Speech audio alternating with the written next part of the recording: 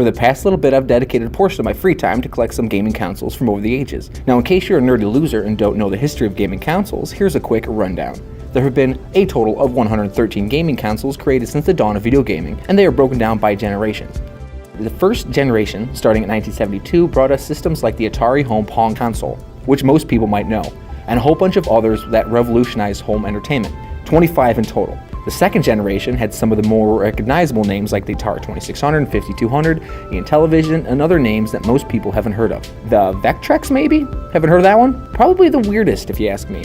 Generation 2 had 19 consoles, which, if you were paying attention, would bring our total to 44 systems between 1972 and 1983. But I wasn't born during the first two generations, so naturally I don't care that much about them. 1988 represent! The third generation of consoles gave us these.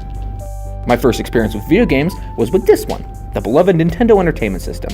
Ah, how I love you so much. Anyway, speeding up a bit, third generation had 23 consoles, NES being the only one I'm mentioning. Fourth generation had 16 consoles, Sega Genesis, Neo Geo, Super Nintendo, Sega CD, the good old 16 and 32-bit era.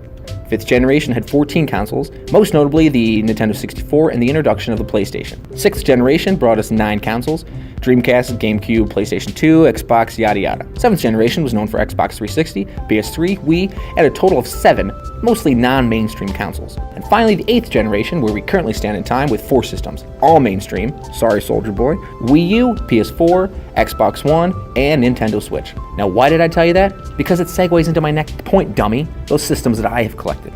To date, I have the following in order of release date.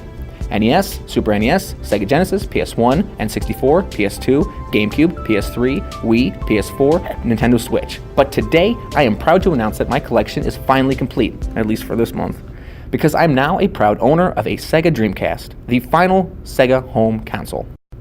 And now a brief history of Dreamcast as written by Wikipedia. The Dreamcast is a home video game console released by Sega on September 9, 1999 in North America.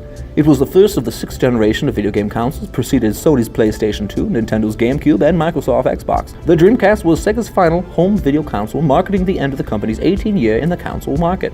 I literally just said most of that. Anyway, though the US launch was fairly successful, once the PS2 and GameCube came out, it was pushed aside, and due to lack of third-party support and Sega leadership changes, blah blah blah, the system was discontinued a mere 2 years later in March of 2001.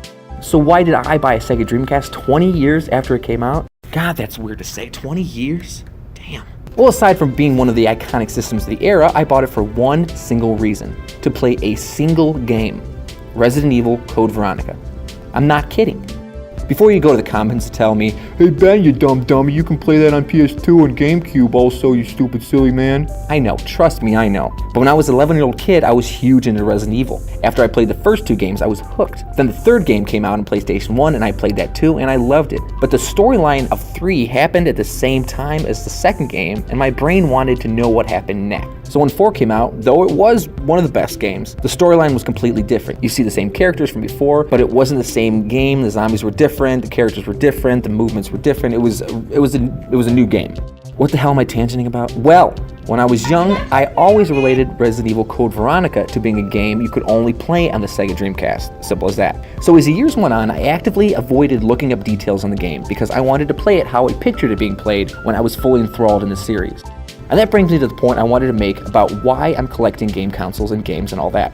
I grew up in a time where you could huddle around a TV with your friends and play on a split screen. A day where Nintendo released gloves to wear while playing Mario Party so you wouldn't get horrible blisters on your hands. I grew up with video games being a glue to my childhood. My sister and I played, I had cousins give me games to try, and nothing got me more excited than when a new Nintendo Power magazine came in the mail. It's all nostalgia, but more. Having the ability as a kid to watch a story unfold purely by the way you play a game was mind-blowing. Unlike a movie that played the same each time, a video game was more, and the graphics were so horrible back then, you were almost forced to imagine what it would look like in real life, enthralling you more. Collecting video game stuff to me is a way of having the option to replay childhood memories and maybe share them with new friends, or my boys, or my wife, if I can ever convince her. So that's why I bought a Sega Dreamcast. And I have Code Veronica on the way, and I'll be sure to play that when it arrives in just 8 to 15 days. Well, thanks for watching. You can click on the link to the right to see a video of me opening a new Dreamcast and checking out the components. I also am going to go into depths on the ins and outs of how I got it at such a great price. Also, I may upload my playthrough of Code Veronica when it comes, It'll be a blind run, and those can be fun. If you wouldn't mind leaving a like and subscribing if you'd like to see more videos like this, and let me know about your collection, or games you might want me to check out on the Dreamcast, or any other system I have. Also, if you're interested in giving me a bunch of your old video game stuff, that'd be cool too. I would take it. I'll just take it from you. Alright, later days.